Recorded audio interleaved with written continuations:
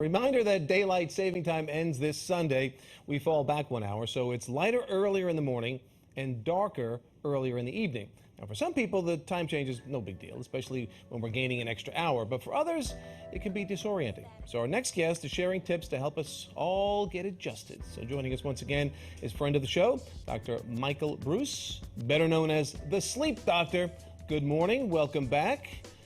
Big weekend coming up next weekend. We're changing the clocks again. So how long does it typically take somebody to bounce back from that type of a time change?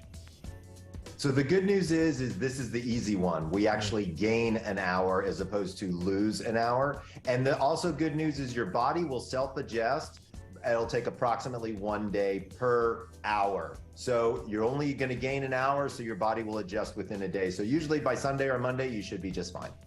Right, now the purpose of this originally was to have longer light later into the day initially, correct? They were saying, people, farmers and everybody really could benefit from that. But there's also talk now of not doing it at all anymore. Now, I was going to ask, how do you feel about that? So the science would actually tell us that standard time is actually better for our bodies than the daylight savings time. So waking up in the dark is never a great idea. It's always better to wake up with some light because light helps turn that melatonin faucet off inside your head. So as a matter of fact, even the American Academy of Sleep Medicine has actually put out a position paper saying we should really be on standard time. All around. Now, because I heard things where when you restrict, obviously you're in darkness more and we're awake and active, there are things like maybe perhaps more car accidents in the dark than in the light. So if you're creating a rush hour that's in the dark longer, potentially that is one of the issues, right? Absolutely. And I mean, there's all kinds of different issues that can kind of sort of crop up due to this sort of idea behind daylight savings time. And to be honest with you, I think it's on the ballot in several states to just kind of get rid of it altogether. So if you're asking me, hey, Michael, what's your opinion? I'd love to get rid of it.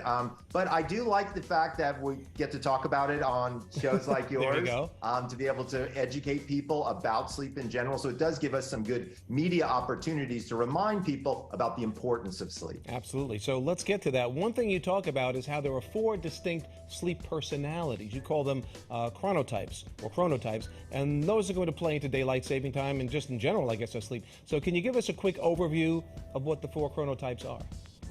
Sure. So these are things that people have actually heard of before. This is where if you're an early bird or a night owl. So if you're an early bird, you're a lion, early to bed, early to rise. If you're a night owl, you're not necessarily a morning person, more productive in the evening hours. If you're a dolphin, you probably have insomnia. And if you're a bear, you're somewhere in the middle. Now, these animal types are taken from the science behind these chronotypes, which is a genetically predetermined sleep schedule that you have inside your body. The good news is, if you want to learn what it is, head on over to chronoquiz.com. Takes you about 2 minutes, and I'll tell you what time to go to bed, what time to have your first cup of coffee, even what time to talk to your partner. Okay, well, I'm going to be a difficult patient because I took your quiz.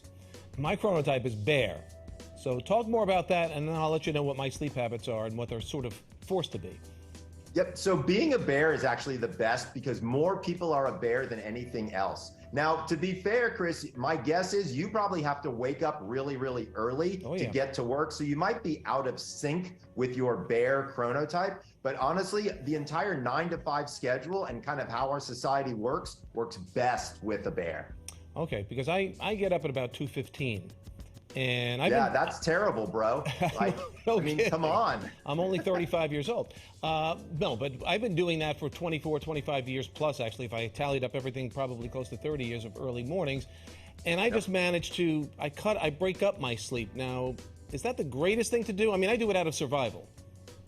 So this is actually a really interesting idea. And so this is an idea that we call polyphasic sleep. Now, historically, what we would do is we could break sleep up into 2 different bouts. And so in your case, where you got to get up so doggone early, 2:30 in the morning, there's no universe where you're going to get enough sleep before that unless you went to bed at like 6 o'clock at night. And even then, it probably wouldn't work too well. So for your situation, absolutely. Maybe you get 4 hours before you go to work. And then after you come home from work, maybe you take a 25 to 45 minute nap, something along those lines. Be careful, though, on the napping side of things for folks out out there who don't sleep well or who have insomnia, because napping makes it a little bit harder to sleep. But in your situation, Chris, especially since you're what I would call a shift worker, I would say that you should absolutely use napping to your advantage whenever you can. Yeah, sometimes I over dip into the nap, and it is a little bit of a problem. First snapping out of it and then getting back to sleep for the main nighttime sleep. But polyphasic sleep, I used to just call it get it while you can. So I like that you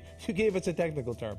But Dr. Breus, always a joy speaking with you, whether it's good news or bad news about our sleeping patterns. But again, to take the Chronotype quiz and learn more about your sleeping habits, you can visit sleepdoctor.com. We'll also share the link on pix11.com. Just click the New York Living tab.